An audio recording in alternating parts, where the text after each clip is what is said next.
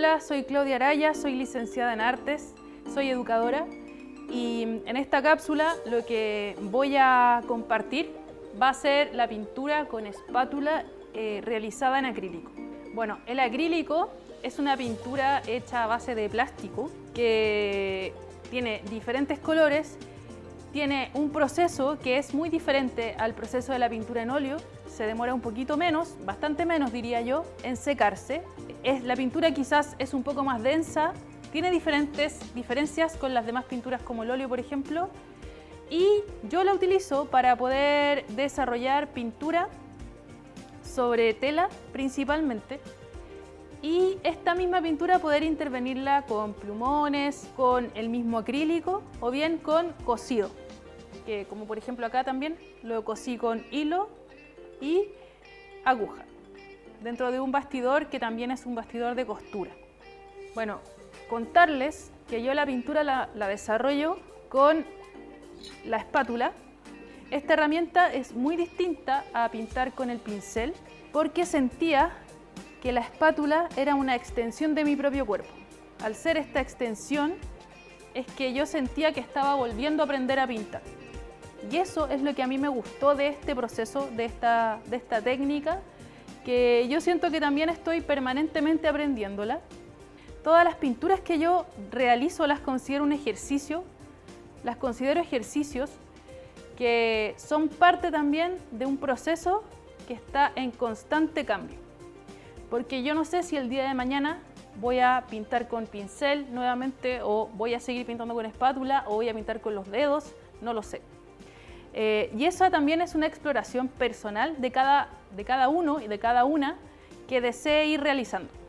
Yo este proceso lo llevo a cabo como educadora principalmente, y es un proceso que me gusta poder compartir porque considero que es muy enriquecedor al momento de poder realizar y vivenciar esta experiencia de la pintura.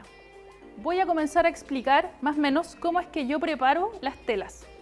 El día de hoy yo les traigo la experiencia y actividad de pintura en un mini bastidor de costura por lo demás, que es un recurso que se puede utilizar y que también precisa que sea preparado. El cómo yo preparo las telas es básicamente muy sencillo y con materiales que se pueden adquirir muy fácilmente en sus hogares. Y acá, por ejemplo, traigo un bastidor en proceso de preparación, que es un bastidor de costura mucho más grande del que vamos a pintar hoy, pero está preparado con jalea y está tensada una tela que es una polera. Yo trabajo con telas que también reciclo y esta polera, si se dan cuenta, es fucsia, pero está preparada y pintada encima con una pintura. Puede ser blanco, pero también puede ser una pintura que sea clara y que ustedes tengan a mano. No necesariamente tiene que ser blanco. Anterior a la pintura, como les comentaba, deben colocar la jalea, que es un imprimante que antiguamente se le decía colapé, o yo lo conocí como colapé, pero es jalea. Mucha gente también lo prepara jalea sin sabor, jalea transparente, digamos, con pintura o con cola fría o con látex al agua, látex blanco. Yo lo hago de esta forma, que es una forma también a la mano, de acuerdo a las herramientas que yo tengo. Este es el proceso de la preparación de la tela. Acá yo tengo la tela ya, el mini bastidor que vamos a pintar, lo tengo ya preparado. Y como es pequeño, le puse la pintura blanca ya definitivamente y está listo para ser pintado. La pintura que vamos a hacer el día de hoy es esta. Acá está terminada. Está realizada con espátula y, bueno, como ustedes pueden apreciar, es un búho, es un ave. Es un ave que habita nuestra zona también y es un ave que en lo personal para mí tiene mucho significado. Entonces yo voy a trabajar con una paleta que es de madera. Hay diferentes tipos de paleta también. Yo trabajo con esta de madera. Acá comencé ya a dibujar con la misma espátula lo que también la imagen que teníamos, ¿cierto?, de el búho. Yo, bueno, saco imágenes de internet como referencia. Puedo sacar también imágenes que yo misma fotografíe, ¿cierto? Si es que a ustedes les gusta la fotografía de la naturaleza, por ejemplo, también pueden tomarla como referencia para pintarla. Es un muy lindo ejercicio. O también sacarlas de internet. De acuerdo a la imagen, también nosotros tenemos que ir determinando qué colores utilizar y qué tonalidades poder utilizar. De acuerdo a esta imagen también podemos deducir que hay muchas mezclas de colores. Las mezclas de colores se pueden hacer de dos tipos.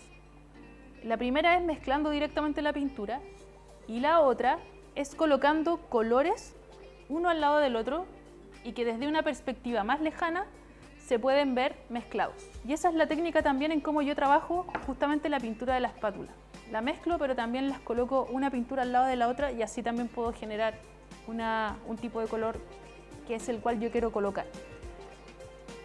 Entonces, con una referencia que ustedes puedan tomar y que a ustedes les guste, en este caso yo tomé esta ave, con la misma espátula comencé a trazar el dibujo.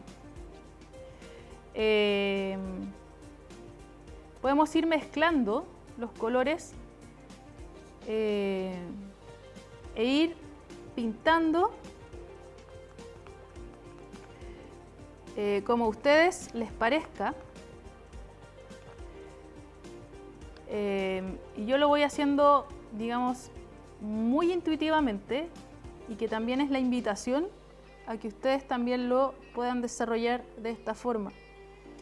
Hay un detalle que también no es menor, que es los colores claros versus los colores oscuros dentro del acrílico. Es importante tener en cuenta de que cuando se pinta con acrílico lo que más deja, digamos, es la pintura que es más oscura.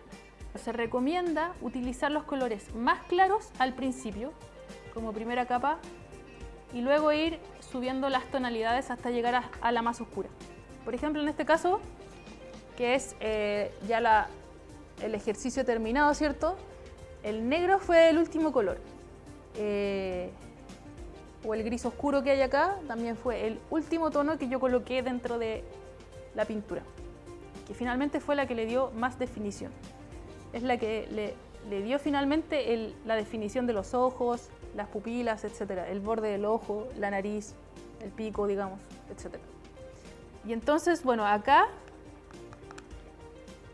el dibujo inicial yo lo hice, como les comentaba, con la espátula, pero también sabiendo que no es que va a quedar el dibujo tan terminado, no es necesario que quede quizás tan terminado ni tan acabado, sino más bien el trazo de la espátula nos va a dar una guía para saber y para poder intuir en dónde irían los demás colores que vamos a mezclar. Entonces, en este caso, yo lo hice de esta forma. Una vez de que colocamos las tonalidades más claras, empezamos a colocar las sombras de los costados, el amarillo de los ojos y algunas tonalidades más oscuras, café, marrón, acá por los bordes.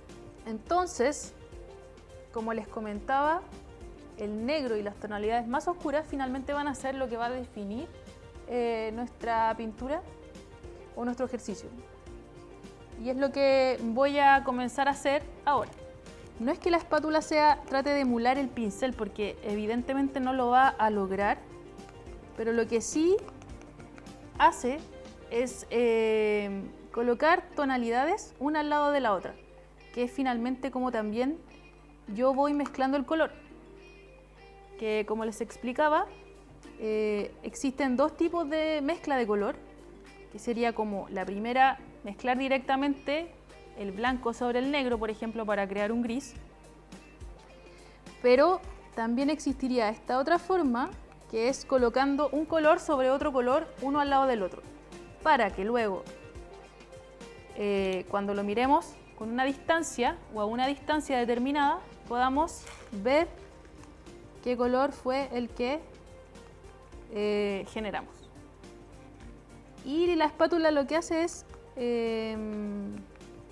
ir colocando más que nada pintura, al igual que el pincel, pero sin el cabello que tiene el pincel y que